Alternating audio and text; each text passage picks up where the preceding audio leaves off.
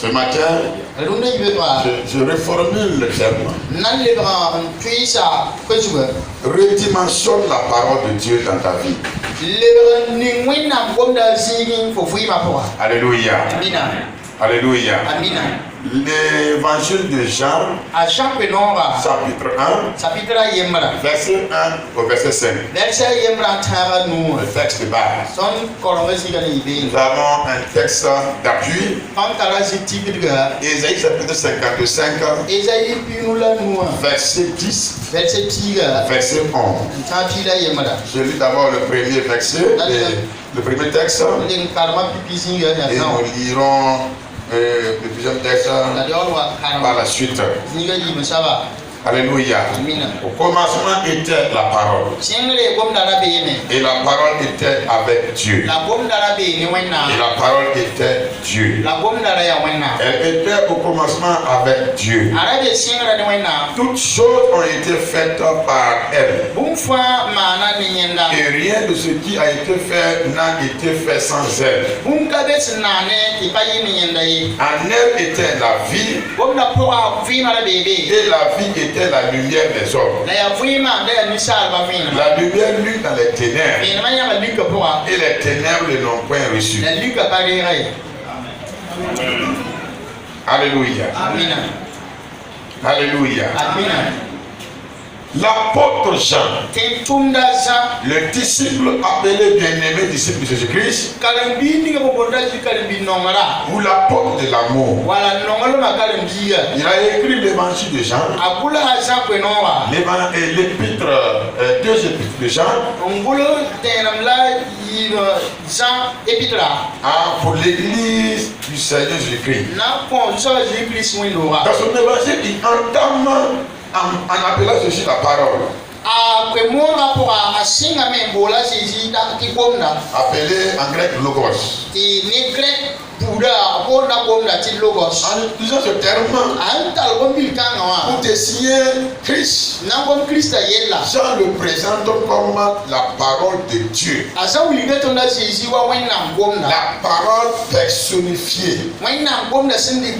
Et indique que durant ces derniers jours, Dieu s'est adressé à nous à travers son Fils. Et l'épître aux Hébreux ne dira pas moins. Hébreux chapitre 1, verset 1, verset 3 nous parle également que Dieu, dans les derniers jours, nous a parlé à travers son Fils Jésus. Alléluia. Amen. L'Écriture déclare que Jésus-Christ est la sagesse diversifiée. Vous avez beaucoup de textes. 1 Corinthiens 1:30, Éphésiens 3:10, 11 et Colossiens 2 à 3. Ce texte nous montre que la sagesse de Jésus-Christ est la sagesse diversifiée de Dieu. L'Écriture également déclare que Jésus-Christ est la révélation parfaite et de la nature et de la personne de Dieu. Jésus-Christ est la révélation parfaite de la nature et de la personne de Dieu. Là, nous l'avons lu, Jean 1, 3 à 5. Nous continuons à lire les versets 14 et 18. Colossiens 2, verset 9. Nous parle cela. Alléluia. Donc nous avons Jésus, la sagesse diversifiée de Dieu et la révélation parfaite de la nature et de la personne de Dieu. Amen. Tu connais ça? C'est très important. Tout comme les paroles d'un homme révèlent son cœur et son esprit. Christ qui est la parole, comme Jean le présente, révèle le cœur et la pensée de Dieu. Quand quelqu'un en face de toi en train de parler, il est en train de révéler son cœur. Il révèle son esprit. Le langage montre qui nous sommes. Alors Jésus, la parole, peut aussi révèle qui il est. Révèle son cœur, la pensée de Dieu. Quand tu entres dans la profondeur de la parole, tu découvres qui est Dieu à travers la parole. Tu ne pourras pas découvrir ce Dieu dont le monde pense qu'il est mystérieux, dont certains pensent qu'il n'existe pas. Alors ce Dieu, quand tu rentres dans sa parole, tu découvres qu'il existe. Il est véritable. Ce n'est pas des fables, mais c'est une vérité. Et dans la parole de Dieu, tu vas entrer en relation avec Dieu. Et cette relation va t'avoir un vécu avec Dieu. Et ça, on appelle les expériences. C'est pourquoi chacun de nous peut avoir une expérience avec Dieu. Chacun de nous. Mais tout dépend. Alléluia. Tu pourras avoir l'expérience. Attache à la parole. Tu pourras avoir une expérience. Tu peux vivre une expérience. Si tu passes à la parole. Le chrétien qui ne connaît pas la parole, qui ne vit pas la parole, qui ne s'attache pas à la parole, n'aura pas d'expérience. Alléluia. Jean nous donne 3 caractéristiques principales de Jésus-Christ qui est la parole. 3 choses très importantes. La première chose, la révélation entre la parole et le Père. La relation entre la parole et le Père. Alléluia. Il dit quoi? Au commencement était la parole. Et la parole était avec Dieu. Et la parole était Dieu. Elle était au commencement avec Dieu. Action, c'est comme une répétition. Alléluia. Et cela nous parle de quelque chose de très important. Dieu, sa parole, même chose.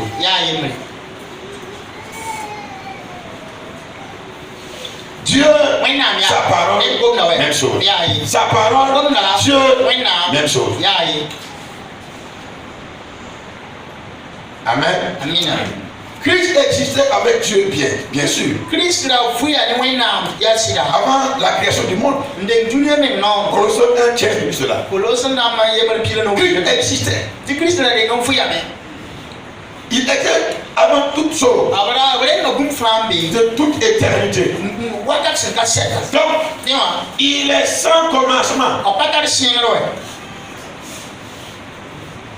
Et il est sans fin.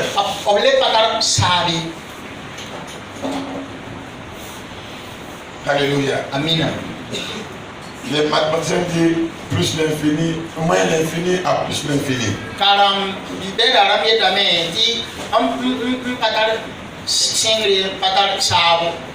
Alléluia. Amen. Alléluia. Amen. On ne peut pas connaître le jour de son commencement. Il existe de toute éternité. Il était indépendant de Dieu le Père. Alléluia. Bien que je sente une communion éternelle avec le Père.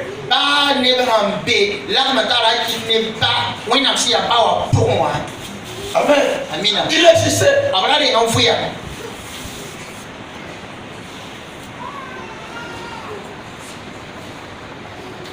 Il existait. Abrade enfuya. Maintenant, la relation nous dit ici, la parole était avec Dieu et la parole est Dieu. Donc Christ est Dieu. Jean qui nous montre que la parole est Christ. Donc Christ est Dieu. La parole était Dieu. Il possède la même nature, la même essence que Dieu le Père. Et ils sont intimement liés, intrinsèquement liés. Alléluia. Amina. Alléluia. Amen. Il nous dit, tel est le Père, tel est le Fils. Ils sont la même nature, les mêmes attributs, les mêmes choses, mais différents dans la personnalité.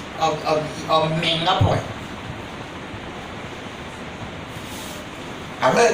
Amen. Amen. Amen.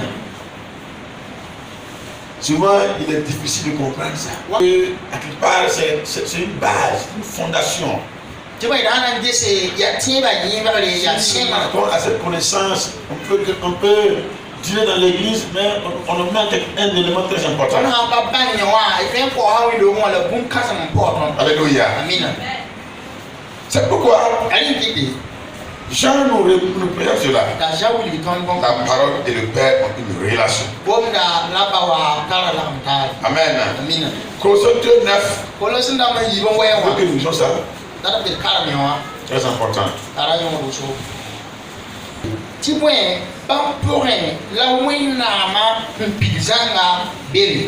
Alléluia.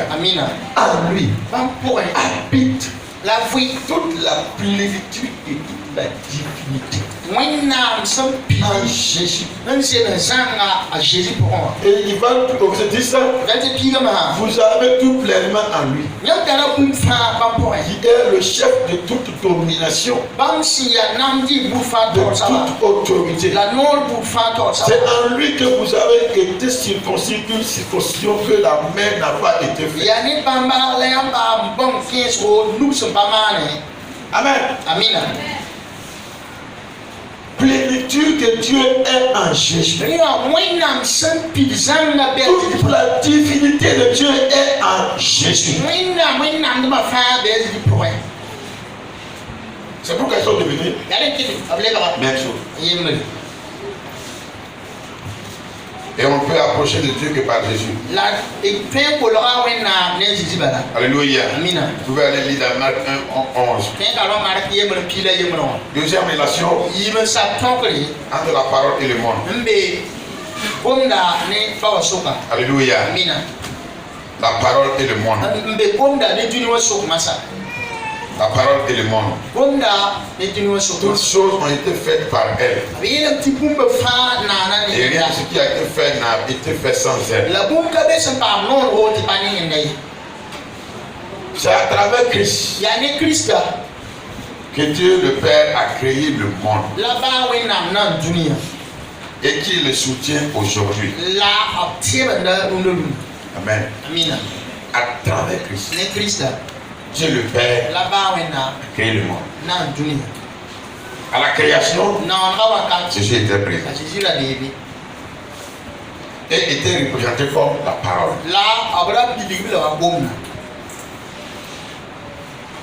Et Dieu l'a utilisé étant sa parole pour créer le monde. Donc, autrement, c'est Jésus qui a créé le monde. Quand Il a dit quoi? La parole. La parole qui est quoi? Jésus. Quand il a dit, la chose est faite.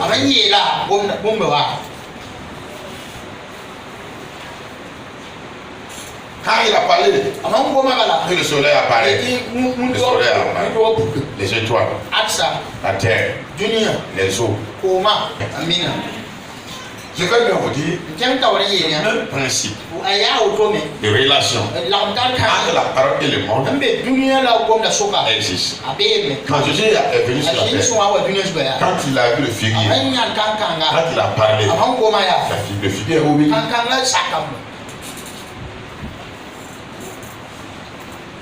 Quand il voulait l'argent pour payer l'impôt, quand il a envoyé Pierre,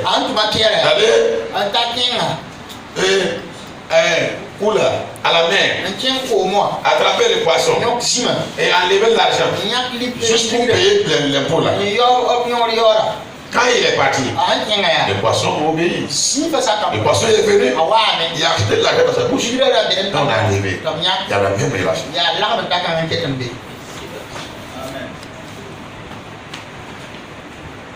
Ça n'a pas changé. Alléluia. Cette même parole qui a parlé au commencement, et tous les autres existent. Cette même parole parle toujours que les autres existent, même aujourd'hui. C'est pourquoi l'évangéliste ou apôtre Jean va conclure ce livre en nous disant que tout ce que Dieu a fait là, ceci a fait. S'il m'allait tout écrire, le monde ne pouvait pas contenir. Alléluia. Et Luc lui va renchérir son écrit en disant que nous ne pouvons pas conclure la Bible. C'est pourquoi il laisse son écrit sans conclusion. Pourquoi? Parce qu'il doit avoir toujours des actes dans le monde. S'il y a une relation entre la parole et le monde, il doit avoir des réactions. Il doit produire des sortes tangibles. C'est pourquoi une personne, tu connais cette vérité, il rentre en relation. Des choses se produisent dans sa vie.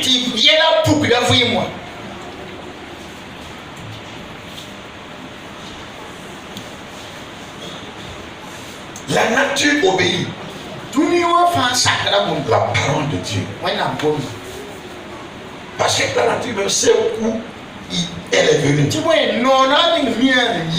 De qui la nature existe? La nature c'est là. Alléluia. Pour la relation, la relation entre la parole et l'humanité.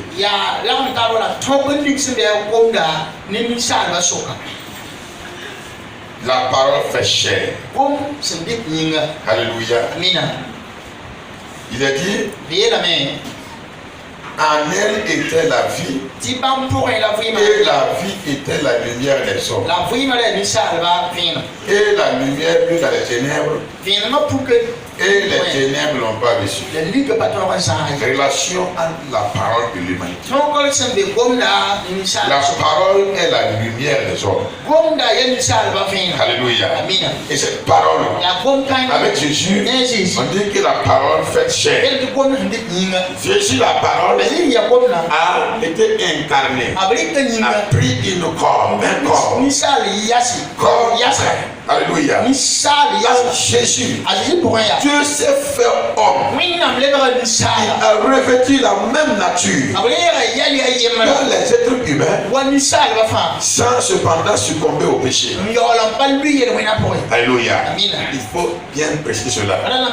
Il a pris le corps humain, oui, le corps déchu, le corps pécherel, mais lui, il n'a pas péché. Alléluia. Il faut que tout cela. C'est pourquoi la déclaration fondamentale de l'incarnation, la déclaration fondamentale de l'incarnation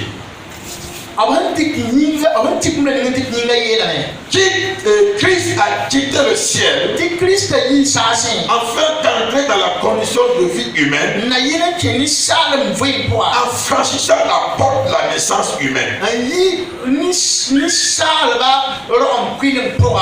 Christ a quitté le ciel afin d'entrer dans la condition de vie humaine en franchissant la porte de la naissance humaine.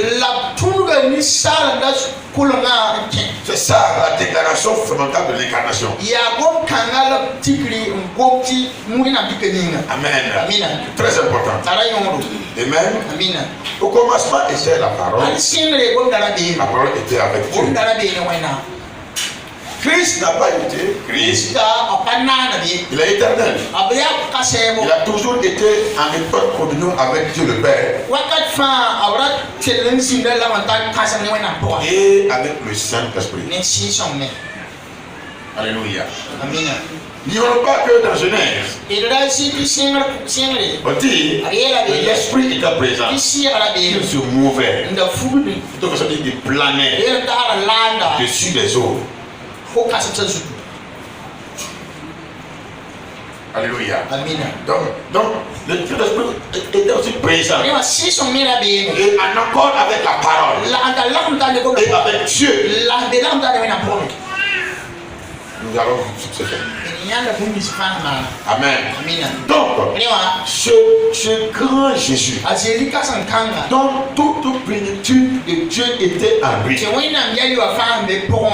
toute la divinité de Dieu était en lui, il a accepté quitter le ciel, la demeure parfaite, laisser toutes les gloires et venir sur la terre en passant par une naissance humaine, accepter, se diminuer, être trop petit.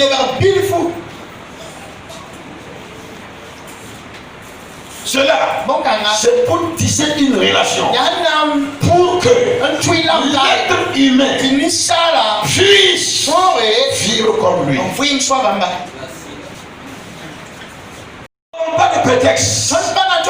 Un jour, on dit, nous sommes faits de chair, de terre, de poussière. C'est pourquoi nous sommes fiers. C'est pourquoi cela, ceci. Non. Il y a mon rapport.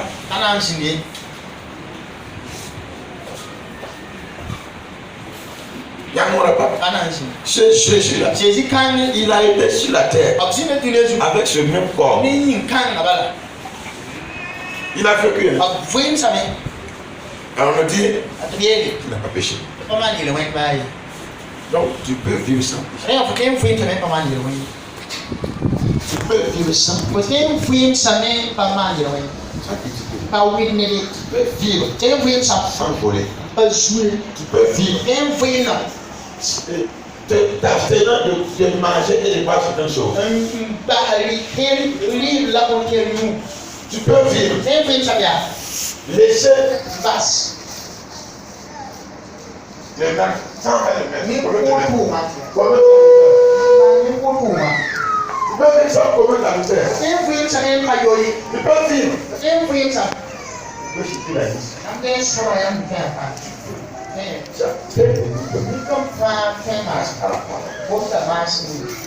peux vivre.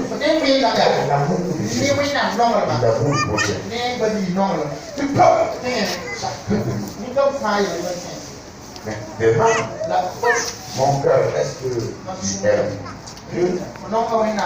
Est-ce que mon cœur est le prochain? En réalité, tu es présent ce matin. C'est un grand amour de Dieu. Dans l'église, tout le monde à cause de ton chose. Tu veux? Alléluia. Mais ça, c'est une relation entre la parole de Dieu. La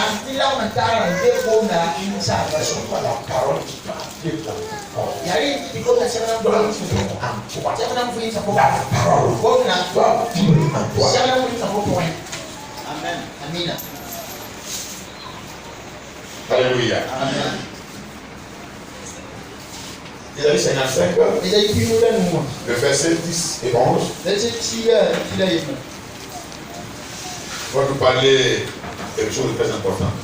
Le tuteur on peut lire.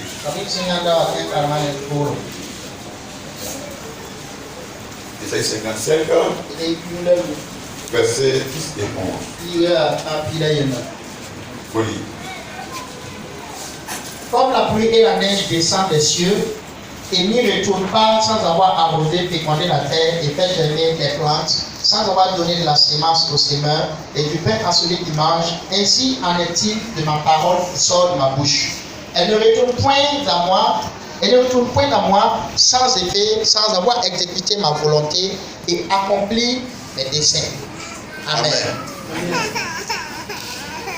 Le texte que nous avons lu, je suis sûr, nous avons reçu le message, nous révèle la nature de la parole de Dieu. Dans la Bible, l'expression parole de Dieu ou parole du Seigneur, ou simplement les paroles font référence à diverses situations. Alléluia. C'est pourquoi, verset quoi de la Bible, cette question de parole du Seigneur, parole de Dieu, ou parole tout simplement. Ici, il dit ainsi est ma parole qui me sort et ne revient sans mes Alléluia. Donc, premièrement, parlant de la nature de la parole, elle se réfère d'abord à tout ce que Dieu a déclaré directement.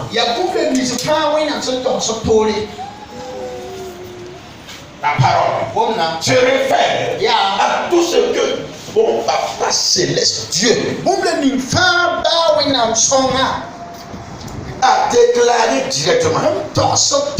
Quand Dieu s'est adressé à Adam et Ève dans Genèse, ce qu'il leur a dit constituait parole de Dieu. Dit, tu ne mangeras pas ces arbres, mais vous mangerez ces arbres-là.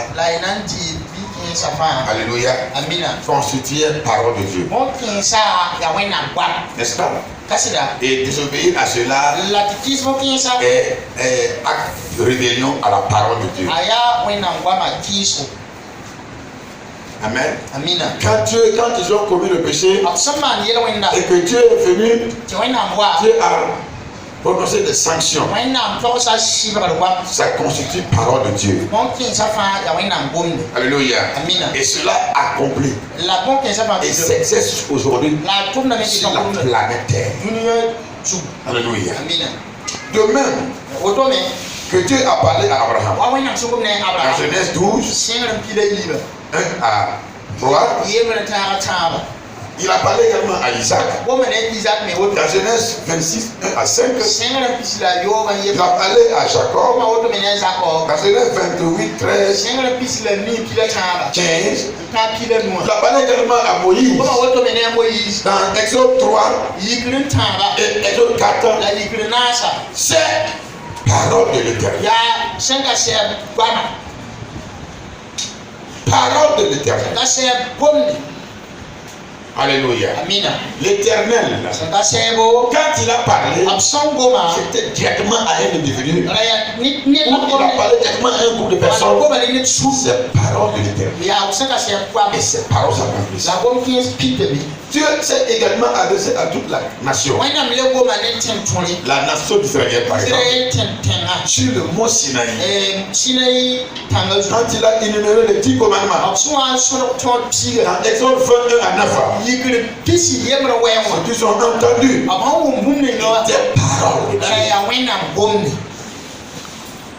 étaient paroles de Dieu.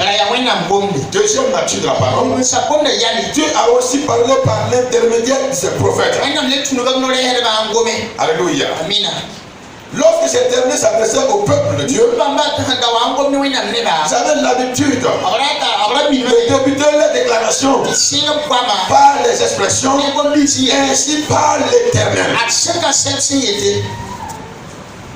Où la parole de l'Éternel me fut adressée en ces termes. C'est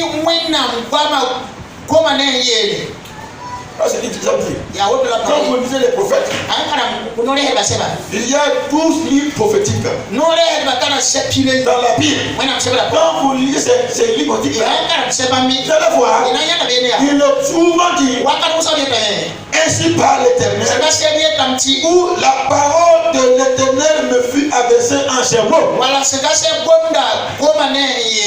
Amen. Cela voudrait dire que ce qu'ils font sortir de leur bouche ne les appartiennent pas. Ils sont poussés par le Saint-Esprit. Ils sont inspirés par Dieu. Et ils déclarent des paroles qui émanent pas de leur intellect. Qui ne viennent pas de leur fond de cœur. Mais des paroles qui sont poussées par Dieu. Qui déclarent soit sur le peuple, soit sur la nation, soit sur un groupe de personnes, soit sur un individu. Jérémie avait dit, si la parole que je prononce vient de Dieu s'accomplir. Mais si la parole ne vient pas de Dieu, ça n'accomplit pas.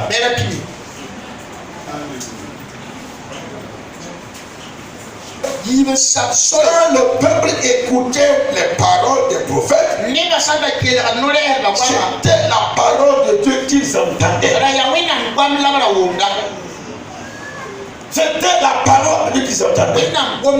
De cette même façon, vous qui êtes là ce matin, le peuple de Dieu a su. Je représente un messager. Puisque le prophète se définit également le messager de Dieu. Par parole de Dieu. Je représente un messager ou par parole. Et ce qui s'agit de parler, c'est pas mes paroles. Les paroles ne sont pas une source d'imagination humaine ou d'inspiration humaine, mais une source d'inspiration de Dieu, poussée par le Saint-Esprit dont je parle. Et vous qui écoutez, vous n'écoutez pas parole d'un homme, mais vous écoutez parole de Dieu. Mina. Parole de Dieu. Ce que je suis en train de vous dire matin, à l'instant, parole de Dieu. Seigneur, si ces paroles de Dieu vous écoutez, qu'est-ce que Dieu attend de vous après l'écoute de sa parole? Quelqu'un doit me répondre ça. L'obéissance. C'est tout. Quand le prophète parlait, le peuple doit obéir. C'est difficile. C'est pas difficile. C'est amer. C'est pas amer. C'est tout sucré. Je sais pas. C'est obéissance. C'est obéissance. C'est obéissance. Mais quand le peuple désobéit, qu'est-ce qui leur arrive? Je vais une réponse. Une destruction. Hein? C'est pas entendu? Il périssait. Dieu les détruisait. Dieu les abandonnait. Dieu laissait toutes sortes de mots.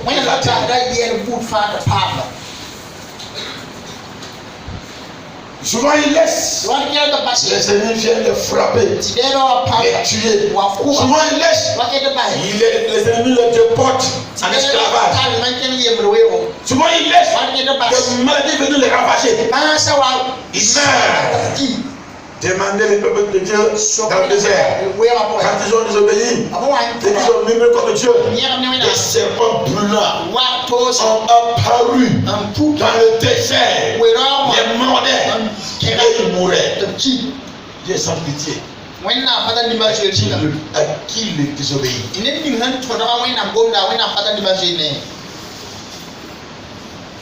Dieu sans pitié. Ne vous trompez pas, Dieu est amour. Dieu est compatissant. Mon frère, il est amour et compatissant pour toi qui écoute et obéis à sa parole. Quand tu désobéis, c'est que la parole dit. Si tu me désobéis, ce qui va t'arriver, ça va t'arriver. C'est un peu de principe énorme. Si il te dit, ne touche pas, tu touches, tu vas mourir, tu touches là, tu meurs.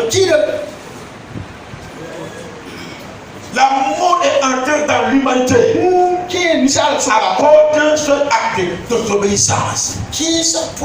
Donc Paul donne la révélation que parce que le premier Adam a échoué, la mort est venue dans le monde. Il a désobéi. Quand il a désobéi là, et la mort est entrée. Mais grâce au deuxième Adam qui est Christ Jésus, la vie vient dans le monde. C'est comme ça. Mes amis, il n'y a pas que il faut t'émerder avec Dieu. Non, il n'y a pas de démerdance. C'est ça ou c'est pas ça. Amen. Troisième nature de la parole de Dieu. Le même principe s'applique à tout ce que les prophètes du Nouveau Testament ont dit. Amen. Bien qu'ils commençaient par leur discours, par ainsi par l'Éternel, nous voyons par exemple la prédication de Paul à Antioche de Pisilie, à 13, verset 16 à 41. Sa prédication a créé un tel émoi que le sabbat suivant, presque toute la ville se rassembla pour entendre la parole de Dieu.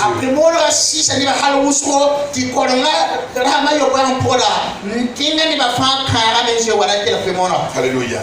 Paul n'a pas dit, est-ce qu'il parle le Seigneur? La parole de Dieu fut adressée. Mais Paul parlait de la part de Dieu. Alléluia. Et quand il a parlé, quand il a déclaré les paroles sur sa bouche, la parole a touché les gens. La parole a poussé le monde. La ville qui était là. Alléluia. Et quand les gens sont repartis, il dit la semaine prochaine, le sabbat prochain, le lieu est rempli. Que ce lieu soit rempli au nom de Jésus. Quand la parole de Dieu.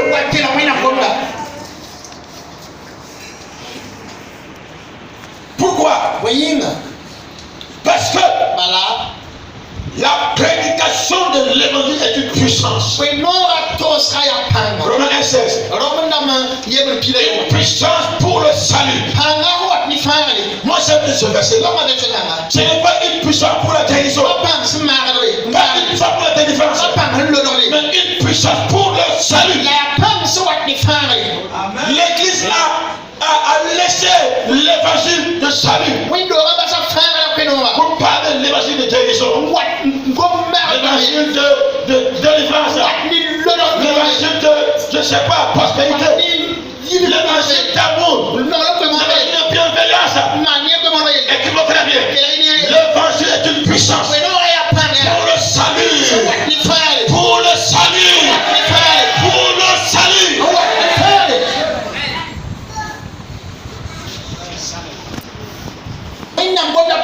Et libéré. Je sais, il y a des guérisons. Je sais, il y a des délivrances. Je sais, il y a la bénédiction de Dieu. Mais ce n'est pas le but premier. Le but de Dieu, c'est le salut de ton âme pour aller au ciel. Tu es guéri, mais tu vas mourir un jour. Tu es guéri, tu vas mourir un jour. Tu as une pénition de mourir un jour. Si tu as le salut, si tu mets la terre, tu vas au ciel. Alléluia. Et si Christ vient avant ta mort, tu vas t'enlever. Rencontrer Christ au ciel. Au son des trompettes. Au son des trompettes. Tu vas les rejoindre dans le ciel. Pour pour aller à la cité éternelle de Dieu. C'est pourquoi nous sommes là. Nous ne sommes pas là pour nous réjouir. Une réjouissance charnelle. C'est pas là pour se retrouver. Parce que c'est un lieu de retrouvailles. C'est pas une association, mon frère. Où on cotise l'argent pour se faire du bien. Quelqu'un avait dit un jour, depuis que je suis converti, tous les dimanches on cotise. Mais c'est jamais eu pour moi. Alléluia. C'est quelqu'un qui parle ainsi ici. C'est de passer ainsi. Ce n'est pas une association de bienfaisance. Non. Alléluia. C'est un regroupement des enfants de Dieu. Ceux qui ont eu contact à l'évangile du salut. Ils sont sauvés. Et qui marchent pour aller au ciel. Pour demeurer avec Dieu. Et Dieu avec eux. C'est cette perspective-là qui réunit nous tous les dimanches. Et témoins par semaine. Alléluia. Et ce que nous faisons, c'est pas pour donner des chances. C'est pour l'avancée du royaume. C'est pour l'avancée du royaume. C'est ça on fait cela.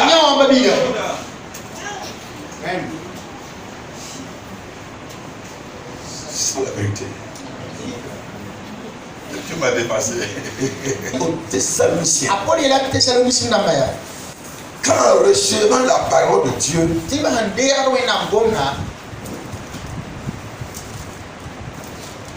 que nous avons prêché, vous l'avez reçu. Non comme la parole des hommes, mais comme la parole de Dieu. 1 Thessaloniciens 2:13. Ils ont reçu la parole que Paul leur donnait. Non la parole des hommes, mais la parole de Dieu. La différence des chrétiens, la différence des églises, c'est le fait de recevoir la parole qui amène la différence, ou qui fait la différence. Si vous recevez la parole, comme un homme vous parle, il y a une différence entre ceux qui reçoivent la parole comme parole de Dieu. Un peuple, une église qui reçoit la parole comme parole de Dieu, obéit la parole, met en pratique, marche sur la parole, grandit avec Dieu, devient un peuple de Dieu, mûr, qui croise avec les fruits. Alléluia. Vous murmurez, vous critiquez, vous jugez, et vous reculez la foi. Vous reculez, et vous finissez de vous perdre un jour. Bien même penser que vous n'êtes pas perdu.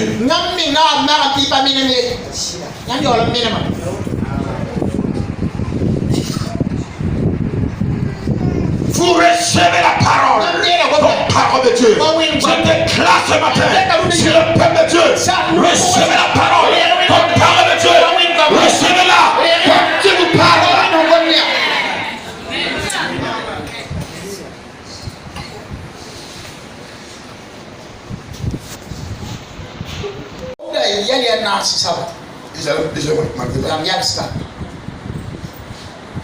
Tout ce que Jésus a dit était parole de Dieu. Étant donné qu'il est lui-même Dieu. Après le verset.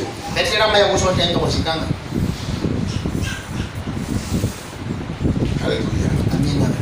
Tout ce que Jésus dit était parole de Dieu. Étant que lui-même est parole de Dieu. Frère, quand tu lis les 4 évangiles, c'est ce que les apôtres ont pu conserver pour nous par écrit. Alléluia. C'est plus que ce que nous avons. Ce qu'ils ont pu garder par écrit pour nous suffit pour que nous puissions vivre avec ces paroles, être agréable à Dieu et demeurer au ciel. Amen. Ce que nous avons, les 4 évangiles, parole de Dieu. Quand tu lis ça, crois, tu peux ta foi à ça.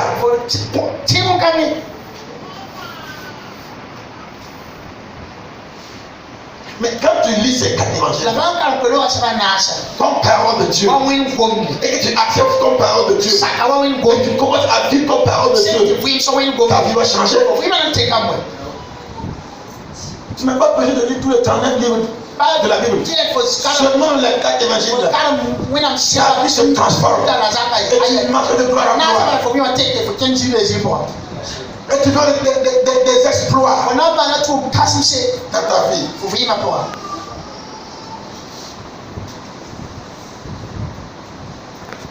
Et ce matin, redimensionne la parole de Dieu dans ta vie.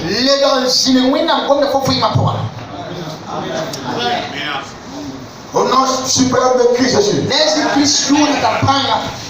Au nom puissant, dans le nom glorieux, qui transcende le ciel et la terre.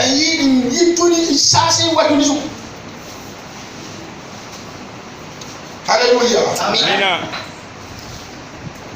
J'aimerais voir un peuple qui se concurrent dans la lecture de la parole.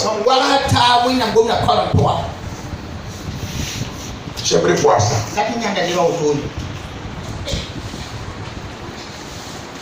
J'aimerais voir des chrétiens dans l'église qui écoutent la parole avec un grand intérêt.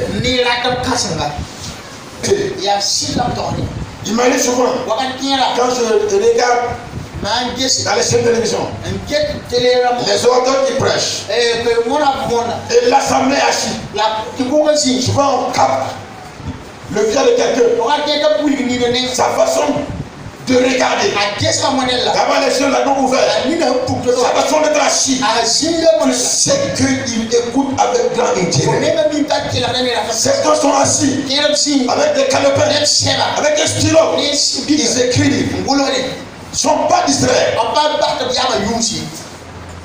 Quand je vois cela, moi je dis, j'aime voir mon assemblée ainsi, des gens qui écoutent la parole.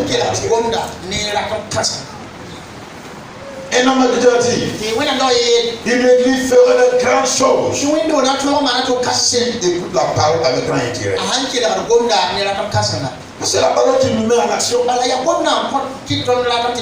Si on n'a pas parlé, mais nous construisons la maison. Mais si nous sommes levés et que nous construisons, qui a été le déclencheur? Qu'est-ce qui est le déclencheur? C'est la parole. C'est une parole qui a parlé, qui est dite.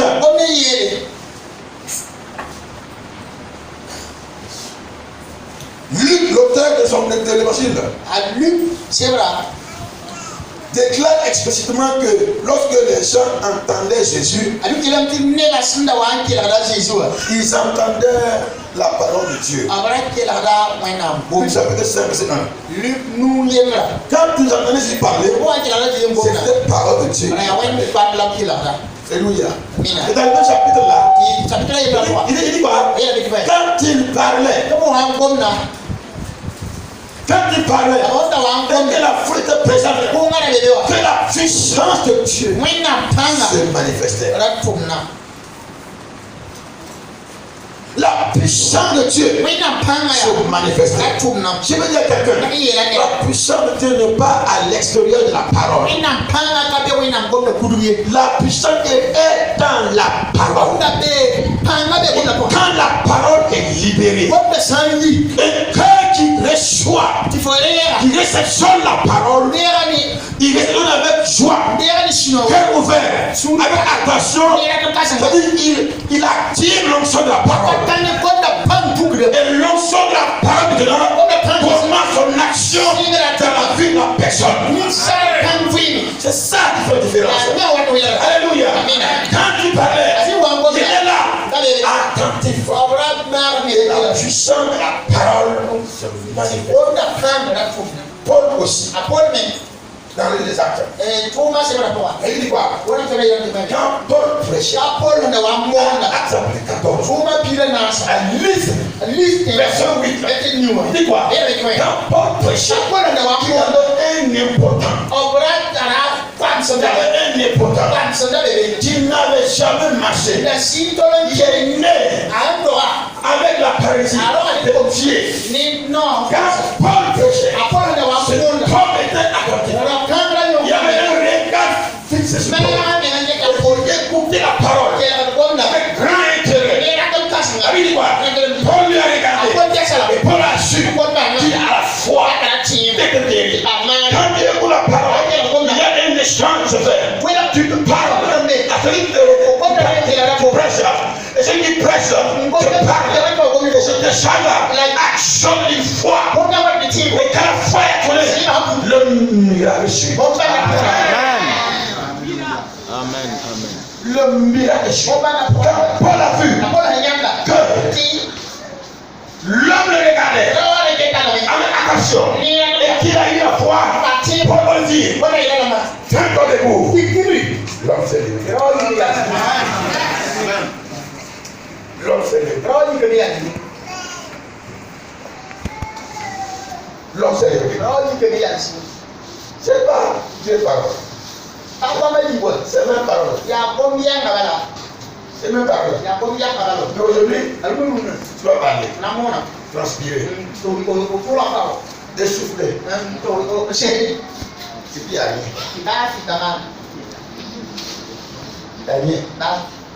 On se pose la question. C'est comme ça.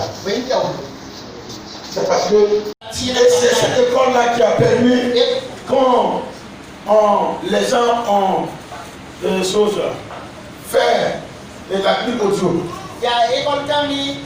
C'est grâce à cet enseignement qui a amené qu'on mette la Bible en audio. Le but était que les gens qui entendent la parole. Des milliers de personnes sont converties au Seigneur. Pas parce qu'on les a expliqué la parole, mais parce qu'ils ont seulement écouté la parole.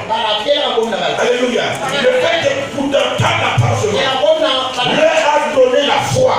Ils ont donné vie à Jésus. Où vient la puissance? Il n'y a pas eu une puissance de prédication. Tu entends? La parole de Dieu suffit. Quand tu le prêches. Quand tu le prêches.